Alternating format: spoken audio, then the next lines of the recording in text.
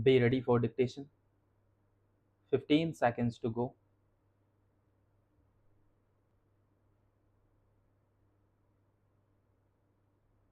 5 seconds to go. We stand in the middle of the 20th century, and this period has seen far reaching changes all over the world. There have been wars and revolutions. The tempo of change is very great.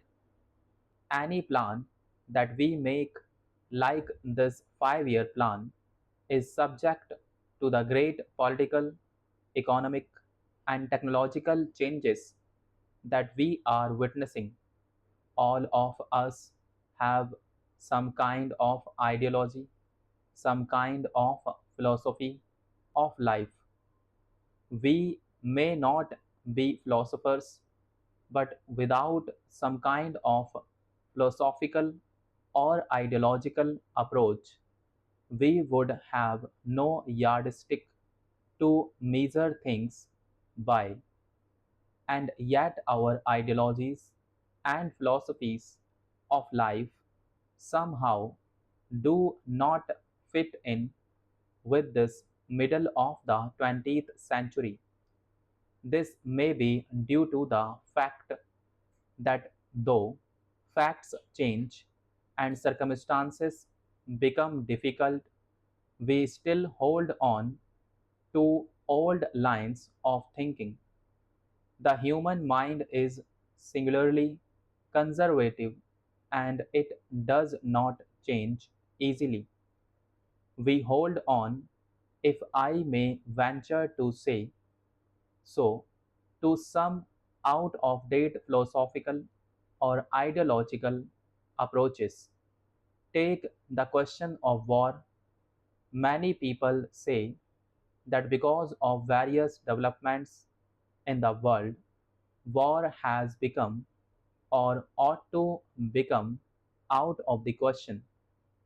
War was useful, whether good or bad, if it helped you to realize your objective.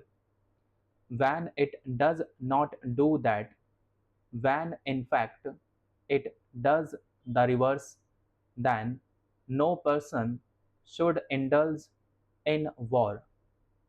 I should like to extend that parallel a little further. If a war, atomic or other, is now something that can only be considered excessively foolish, Cold War becomes more and more absurd. Cold War exists, it goes on, but really, analyzed in the circumstances of today, it has little meaning.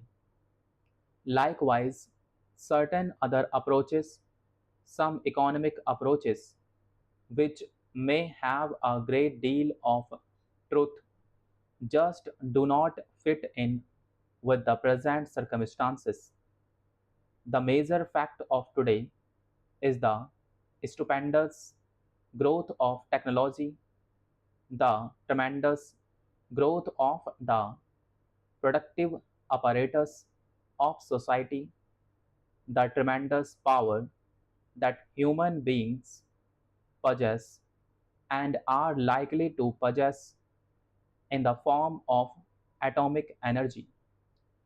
These things are not quantitative changes, but qualitative changes in society. Of course, in India, we have not been very powerfully affected by the technological process.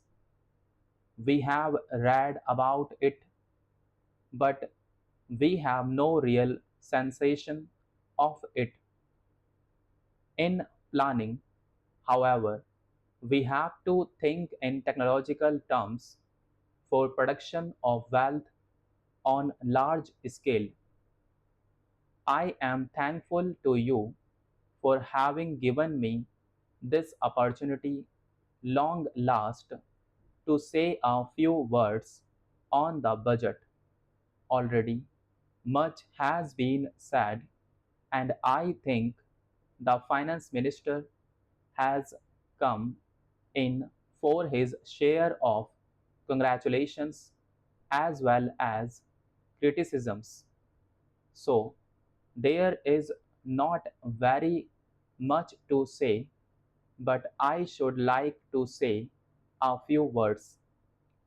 The increased development expenditure and the absence of any new taxation has earned for the budget a good response even from the businessmen. I especially welcome the relief given to the middle classes by raising the exemption limit of income tax in respect of personal income.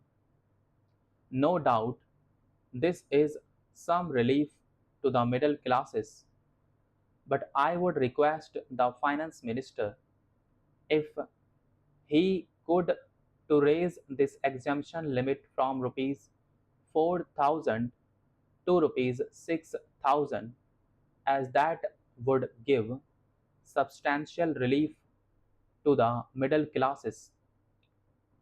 I am indeed glad that the Taxation Inquiry Commission has been appointed with Dr. John Mathai as the chairman, and I am sure that many of the vexed problems may be solved through this commission. At the same time, I would request the finance minister to put off the state duty bill for the present, since this inquiry commission has been appointed and they may go into this question. For I feel that it is not an opportune moment to put on more taxes on the people. Already, as Mr. Gadgil has pointed out, there are so many taxes on the people. The people are overburdened by taxes and they are just trying to recover their stability. So, in regard to state duty, I would ask him to consider about it. My reason for asking it to be postponed is, as I have said, that the people are still facing economic distress, and then our government is not able to offer the amenities which other countries have where the state duty exists, such as free compulsory education for children, free medical aid, homes for the poor and the destitute, old age pension, etc. So, my humble suggestion is that this point may be considered by the Taxation Inquiry Commission. I agree that there is a brighter side of the picture, and that instead of continually harping on our poverty, we should also see the bright side. We are making encouraging progress towards laying the foundation of a welfare state.